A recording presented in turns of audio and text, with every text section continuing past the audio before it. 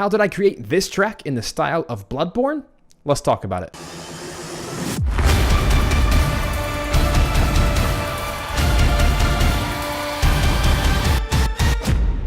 Bloodborne and the Dark Souls series is by far my favorite series of all time. I absolutely love these games, and I absolutely love the music in each of them. And what's very iconic about this sound is it's this horror game, but it has very limited sound. And so whenever the music drops, it's always during some epic boss battle, and it's over the top gothic medieval music, which has a ton of orchestral elements, but it also has some old style instruments. So I was really excited when I was recently approached by a client to write a track in that style. In fact, they wanted a 4-minute track, and they specifically wanted me to use all real instruments that were time specific. I'm going to get the opportunity to have all of these instruments recorded by live musicians. My inner child composer is skipping with glee at the thought of having a live hurdy-gurdy, lute, accordion, hammered dulcimer, and live strings.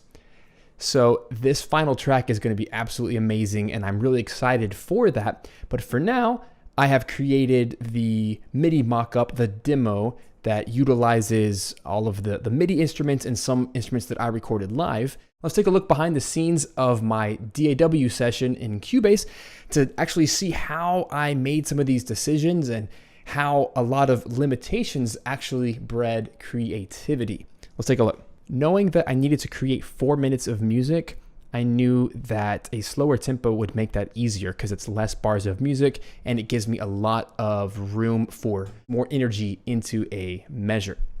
I did decide to use all period instruments except for a piano. I decided to squish down the EQ so that we really only hear that low growl, because I'm pretty much using it just to have big beats, and it's essentially a drum. It's part of my percussion layer. The client specifically asked for the hurdy-gurdy to be the main instrument for the melody, and all of the other instruments that are very plucky, like a lute or a hammered dulcimer, it's much easier to use those as the harmonic, the chord structure in the background. And so I decided to use a cello. We're going to have a live cellist. I decided to double the cello an octave down by just using a pitch shifter to double everything.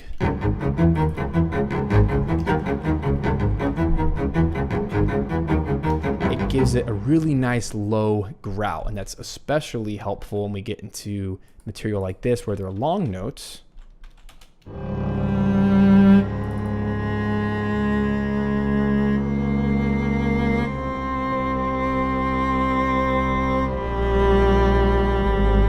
I chose the cello because I felt like it was right in the middle range compared to the hurdy-gurdy, which is going to be a higher range.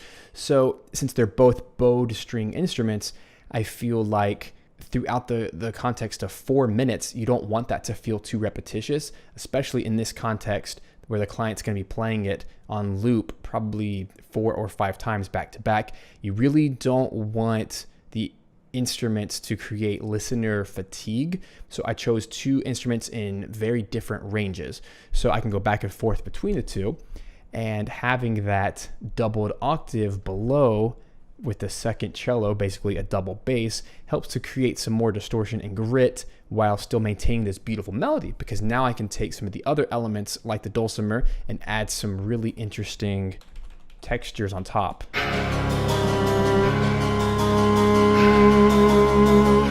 And so a slow melody can coexist with a fast, energetic, percussive layer in the background.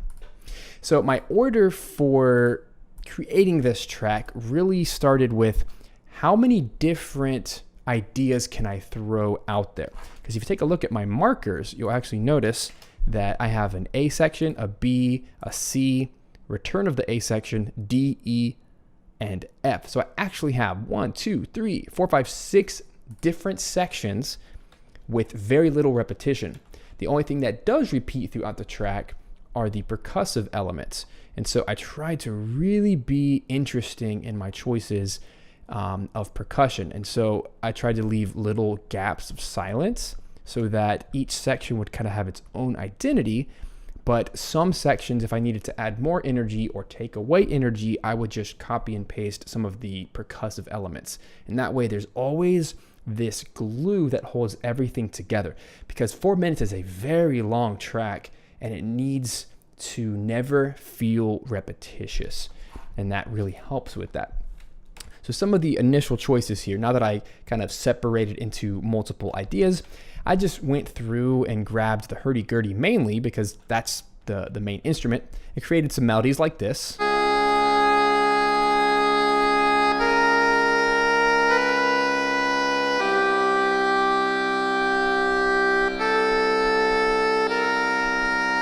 Pretty simple. And the hurdy-gurdy, you can't do a lot of fast notes. It has to have a low drone on the bottom with basically quarter notes on the top, maybe a couple eighth notes, nothing crazy. Another idea over here might be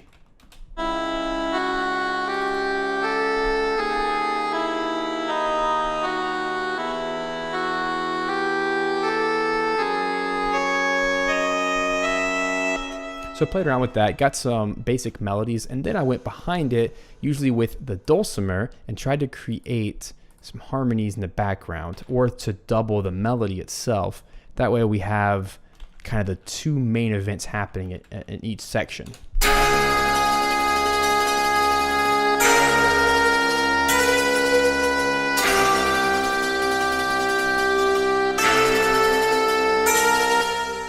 And hammered dulcimer, it's just like any percussive instrument, like a xylophone or marimba mallets.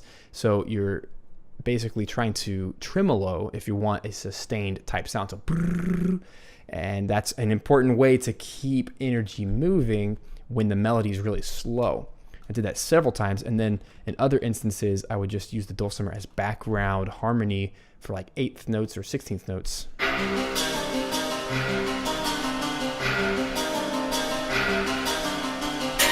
And then, like right here, where they're doubled,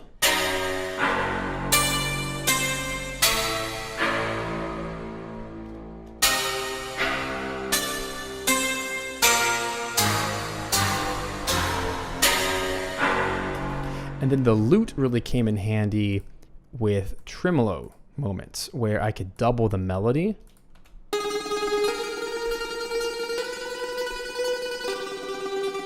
To give more of that energy.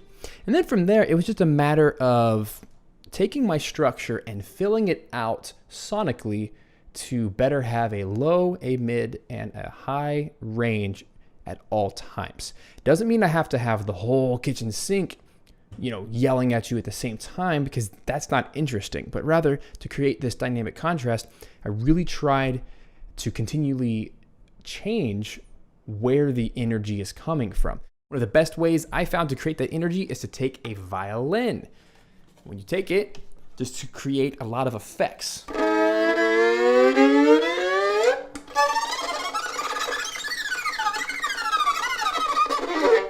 There's a lot of cool layering effects you can do if you do a lot of tremolos, you do a lot of glissandos, or even to play melodies. And so here's what I did within the context of the track to add some interest.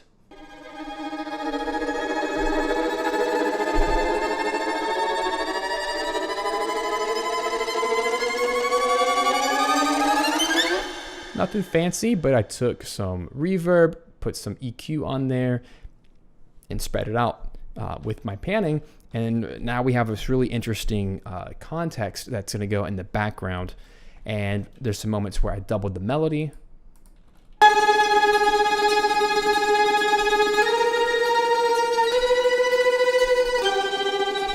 Like that. And other times I just wanted to create some effects. And so I might play with the wood of the bow called coligno to create some more interest in the background.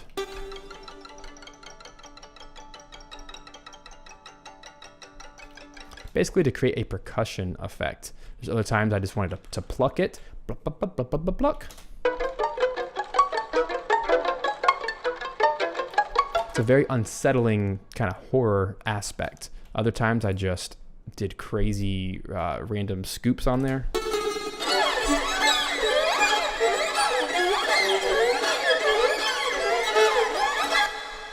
which is undoubtedly something that I've learned from the BioShock series. I then took some basic drum samples and I EQ'd them to the low range, mid range, and high range. One of these is a Spitfire Albion 2 End of Days patch, which is just a very basic low hit. Did that as well with an Easter Island hit. You can barely even hear it. But they're just these kind of rumbly sounds, and I EQ'd those to where they're low, mid, and then I also took a damage patch, which is the Armageddon Ensemble. Which basically a bunch of snares, and put all those together and you get a pretty cool sound.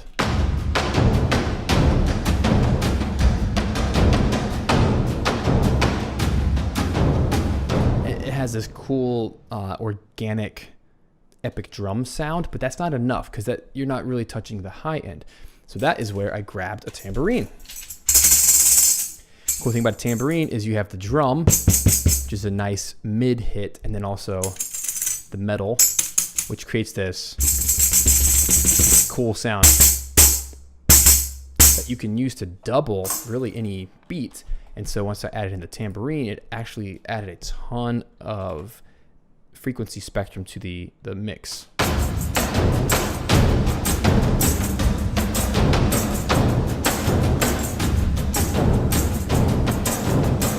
And it always helps to have live instruments wherever you can, especially in the percussion realm.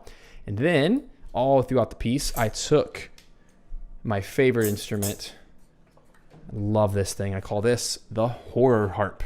I use this in a ton of my productions because it is a one-of-a-kind, unique gift that I received from my grandma. And what's really cool about this is when she was a kid, she didn't know any better, and she strung this with guitar strings instead of harp strings. And it has this really funky sound, and now it's a gajillion years old, and it's super detuned, and it has the most glorious horror sound. And it rattles, and it just has the coolest sound. The cool thing about a harp is that you can play it in a bunch of different ways. You can just smack it to get a low rumble, kind of like a big hit, like a sub hit, or you can take a bow. You get these cool buzzes.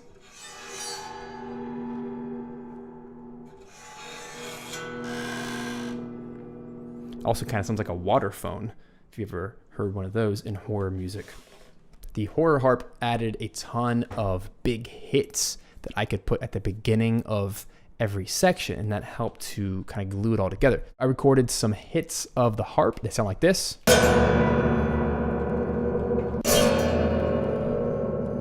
Then I went to the harp and added some EQ and a little bit of Valhalla Shimmer, 34% of a mono 50 size, and it creates this really cool sound.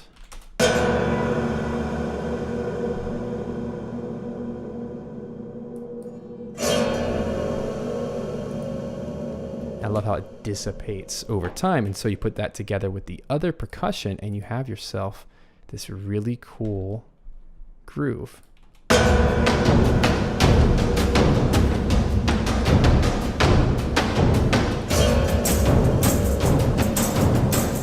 Aha, but that's not enough. I'm a little crazier than that. I still wanted something that kind of filled in the gaps. So then what I did is I took a guitar, an acoustic guitar, and I took the bow and I bowed it a little bit, but really I ended up smacking the strings to create a low thud, and that wooden body just had a really cool sound. And so I took that, put an EQ on it, and was able to create this sound.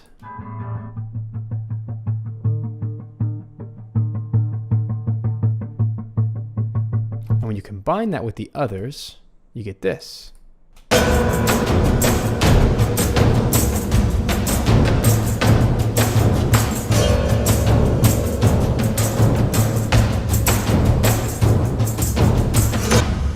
And then to kind of stack on top of that, I then took a wooden flute, this bad boy, and just played some random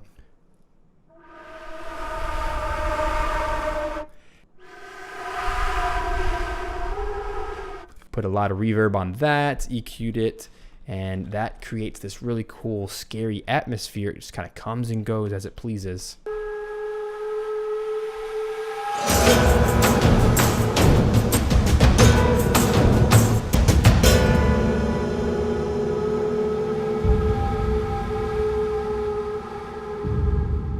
Very ominous. And then this whole thing was starting to flesh out, but I wasn't done yet. I didn't quite have enough colors to work with.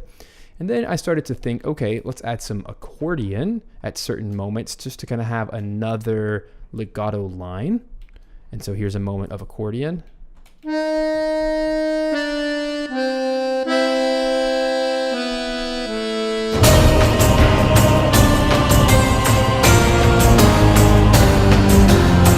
So it's a subtle color, but it has that nasally sound that really fits in the mid-range. And so when you double it with all these other instruments, it starts to kind of take on a different characteristic altogether. The final piece to the puzzle was adding a choir, because an awe from a choir really has this medieval and epic sound. Throughout the entire track, I used the choir to double the melody, but to also give a little bit of harmony. But I never chose quick notes. It was always these long legato passages.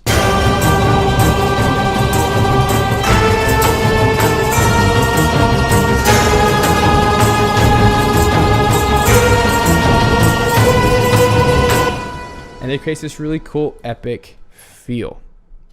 So the last element here was, now that I had different sections and I had all these different instruments to work with, the real puzzle was deciding which instruments should not play at different times. Because if you were to play all of these instruments at once, it would just be a chaotic mess. And there are a couple moments where I do use all of the instruments, and that's why it's loud, and that's like sections like this.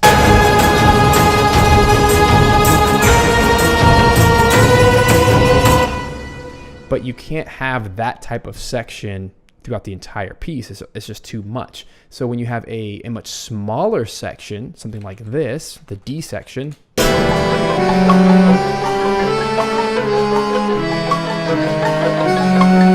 the reason the intensity is still alive is because I have extra motion happening somewhere. So in this case, it's the pizzicato strings, pluck, pluck, pluck, pluck, pluck, pluck, pluck, pluck, just kind of hovering in the background, but it's also because I have the accordion moving, I have the dulcimer doing his thing with 16th notes. So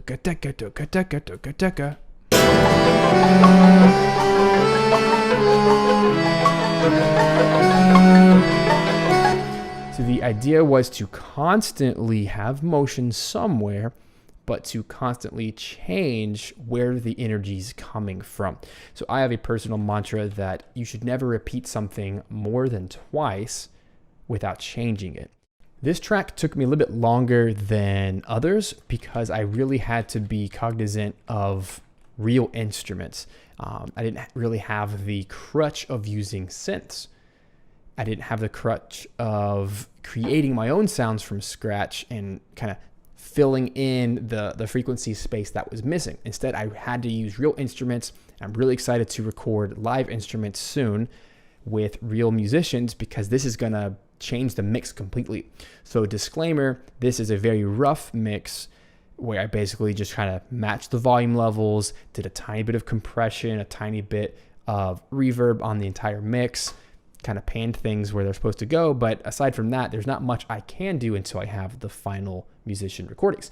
But in any case, I hope that this was interesting and that you got to learn a little bit about how to create something in this Bloodborne, this Dark Souls horror type sound. So I hope you enjoy it. Let's play through the entire track, and I'll see you next time.